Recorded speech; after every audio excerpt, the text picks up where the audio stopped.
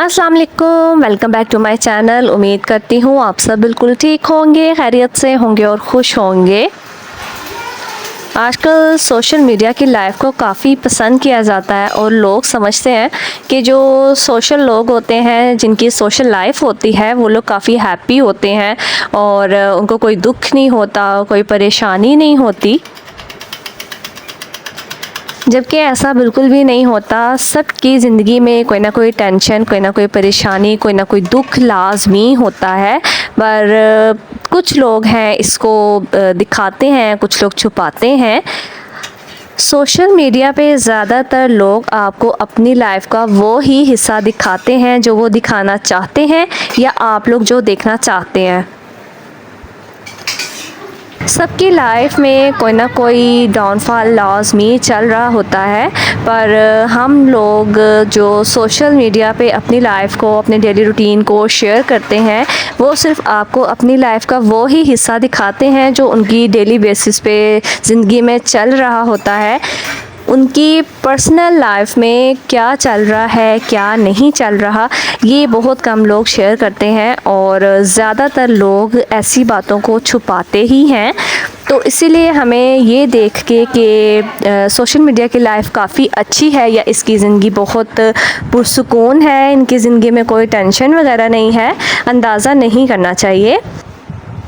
हर इंसान दुखी है, हर इंसान की लाइफ में कोई ना कोई दुख है। तो अगर हम हर वक्त अपने दुखों का रोना रोते रहेंगे तो जो लोग हैं आपसे बेजार हो जाएंगे, क्योंकि उन्हें यही लगेगा कि हर वक्त आपकी तो आदत है अपने दुख का रोना रोने की, क्योंकि दुख तो सबकी ज़िंदगी का ही हिस्सा है। कोई भी इंसान ऐसा नहीं है जो दुख के बगैर ज़िंदगी गुजार रहा हो। तो हमें अपने दुखों को जो है ख़ुद तक महदूद रखना चाहिए और अगर हम अपने दुखों को अल्लाह ताला की बारगाह में पेश करते हैं, उससे मदद मांगते हैं, उसी से शेयर करते हैं, तो ही इसका कोई हल निकलता है। लोगों के आगे अपने दुख का रोना रोने से कभी भी आपको अपनी परेशानी का हल नहीं मिलेगा।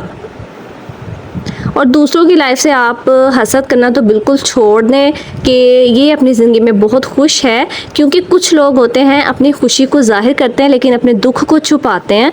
कुछ लोग होते हैं जो सिर्फ दुख को ही ज़ाहिर करते हैं, खुशी किसी के साथ भी शेयर नहीं करते। तो सबकी ज़िंदगी में दुख और परेशानी, खुशी, गम जो है एक साथ चल रहा होता है। बस फ़र्क सिर्फ इतना है, कुछ लोग अपने दुखों का रोना ज़्यादा रोते हैं और कुछ लोग अपनी खुशियों को ज़्यादा एक्सप्रेस करते हैं।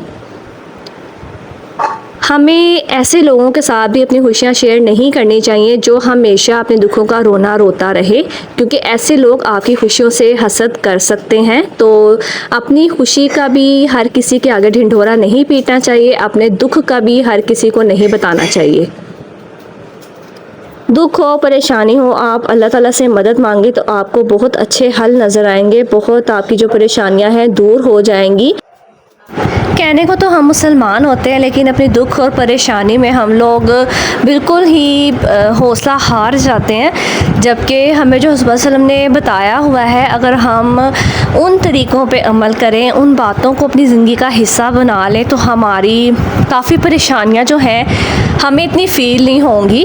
हमें उन परेशानियों, उन दुख और तकलीफ़ों से लड़ने के लिए हौसला मिलेगा। जैसे हर नमाज के बाद 5 वक्त जब आप नमाज़ पढ़ते हो, तो अपने हर नमाज के बाद आप 7 दफ़ा लाज़मी ये इस्म पढ़ें।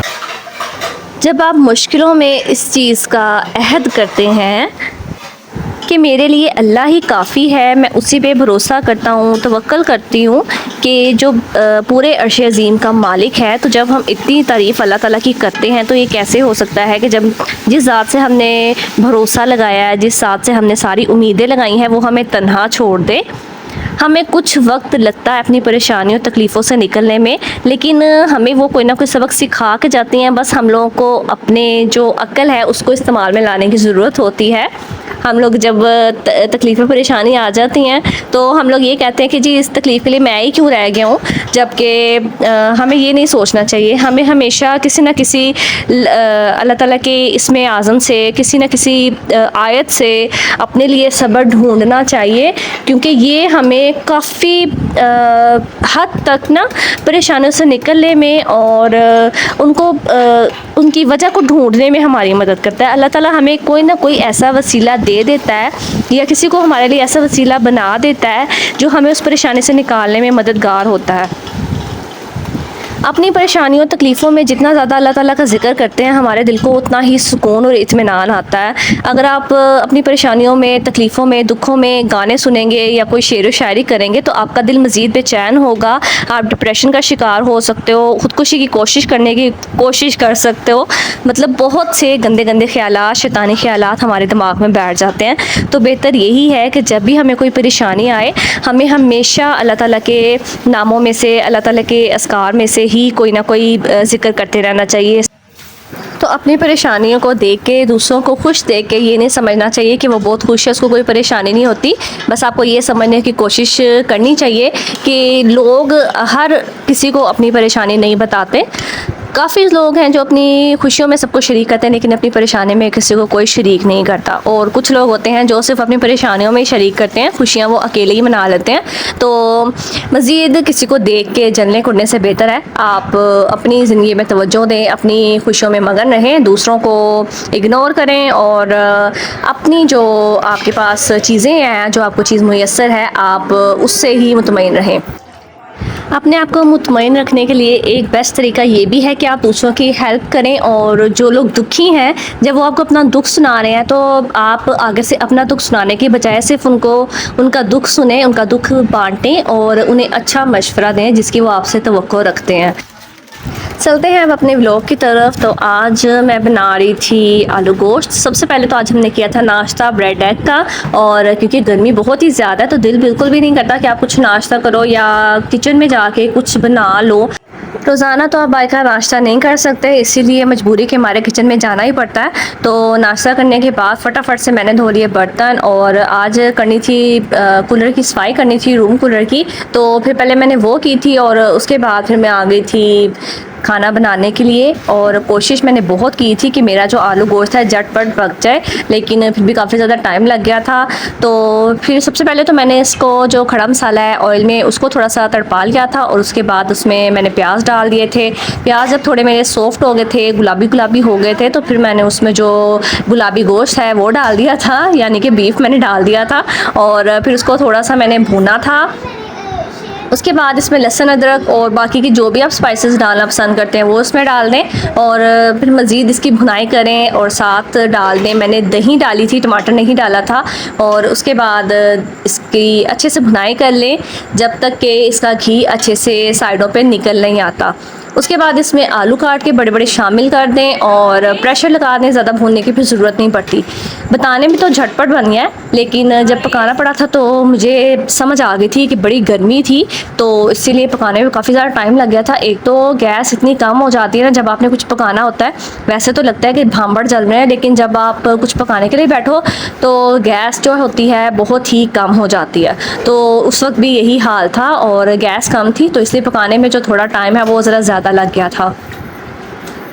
सालन बना के जब मैं फ़्री हो गई थी, तो क्योंकि मगरिब का टाइम होने वाला था तो बच्चे भी आ गए थे, तो फिर मैंने सोचा साथ ही जो रोटियां वो भी बना लूँ, क्योंकि एक दफ़ा तो गर्मी हुई ही है और दूध भी मैंने बॉयल होने रखा हुआ था।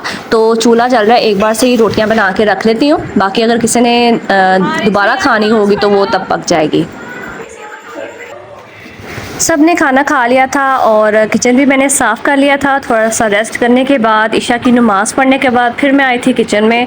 तो बच्चों को आज देना था दूध, क्योंकि दोपहर में उन्होंने मैंगो शेक पी लिया था। तो इस टाइम मैं अपने लिए मैंगो शेक बना रही थी और बच्चों को मैंने देना था दूध, तो इसीलिए अपना फिर मैंगो शेक बनाया, बच्चों के लिए दूध बनाया।